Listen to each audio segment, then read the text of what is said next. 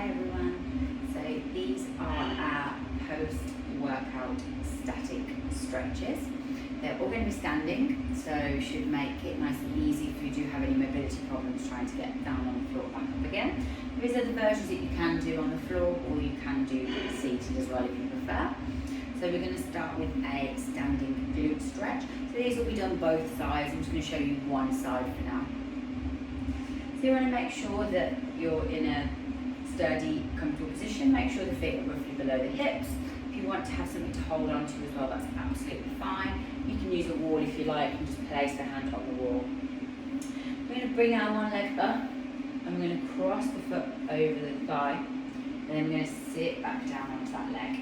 So if you do want to hold on to a wall here, that's absolutely fine. So you should get the stretch down that glute for the leg that's over the thigh. So I'll just turn around so you can see that from the front too. So just like this, bending the knee down, stretching into that glute there. Fantastic. And you want to hold it for anywhere between 10 and 30 seconds. Fantastic. Okay. We're then going to do our calf and hamstring stretch.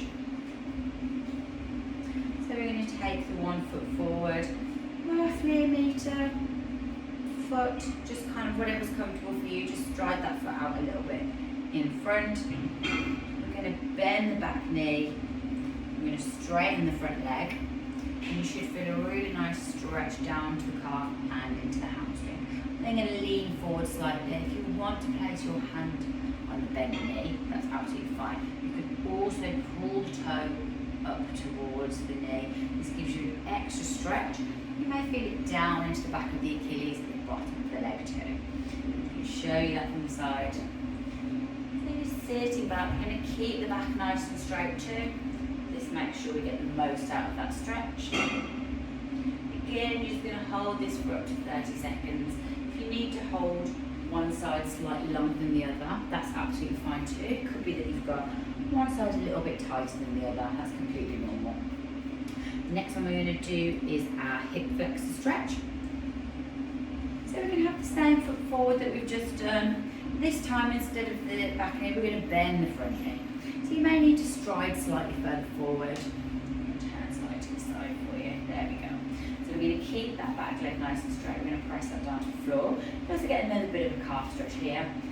We're going to bend that front knee forward. We want to make sure it's tracking over the foot, so it's not going out to the side or rolling in. Straight forward. If it goes over the toes, absolutely fine, just as long as it's in line with that foot. We're then going to keep ourselves nice and upright, so really think about pulling the shoulders back. I'm going to tuck the pelvis forward as well, so really think about driving the hips forward, and you should get that nice stretch. Really nice stretch down the front here, so all into the front of the hip flexor. You may feel it a little bit into the waist here. You'll feel it down the back of the leg too.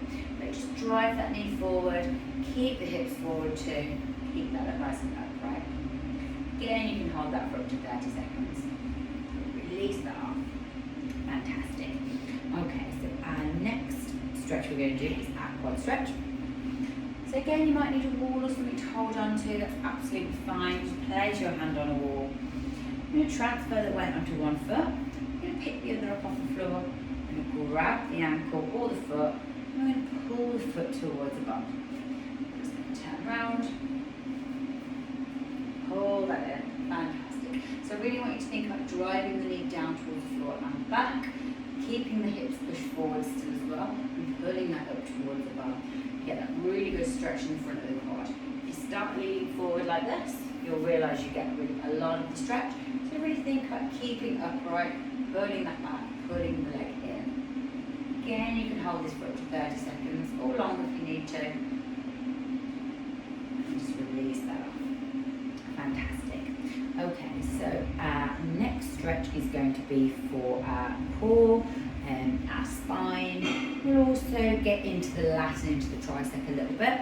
Again, we'll do this stood up, but you can always do this knelt down if you like. So we're going to do our side bend. So have the feet roughly shoulder width apart. You may want them slightly further if that's better for you. Completely fine. Really want you to think about lengthening up. So you've got to imagine you've got a cord in the top of your head, and that's pulling you up towards the ceiling. So we're really lengthening up through the spine. We're then going to bring the arm up into the air. We're going to reach as high as we can. So really stretching through the shoulders. We're kind of bringing that shoulder up towards the ear. You should automatically feel a stretch down the lat there, maybe a little bit into the tricep. We're then going to lean that over slightly.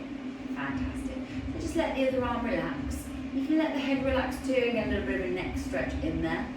If you bend the arm slightly, you can get more of a tricep stretch. You should feel it down into the lat, down into the side, into the waist, and also down the spine too. Again, you can hold this for as long as you like, but between 10 and 30 seconds. Then just come all the way back up to the top, bring that arm back down. And obviously you repeat the opposite side. So you're just going to bring the arm up, lean that over the opposite side. For our next and final stretch, we're going to do a shoulder stretch. It will get mainly the back of the shoulders, also a little bit into the top and into your back as well. So it will stretch the upper part of the back out for you. So again, make sure you've got a nice stable base. I'm going to take that one arm, we're going to bring that across the body. I'm going to use the opposite arm just to pull that in. Fantastic. So you just want to pull that arm in towards you, turn around. You can see the arm. You just go straight across the body. We're just getting that nice stretch through the upper back. Again, you can hold this for between 10 to 30 seconds. Because it's a smaller muscle group, you only may need to hold it for about 10 seconds. And just pull the arm in. Try to avoid the elbow joint as much as possible. And we're going to release that back off. So those are our few static stretches. So we've got a few lower body, some in the middle, and then a couple of upper body ones as well. I hope you enjoy. Thank you very much.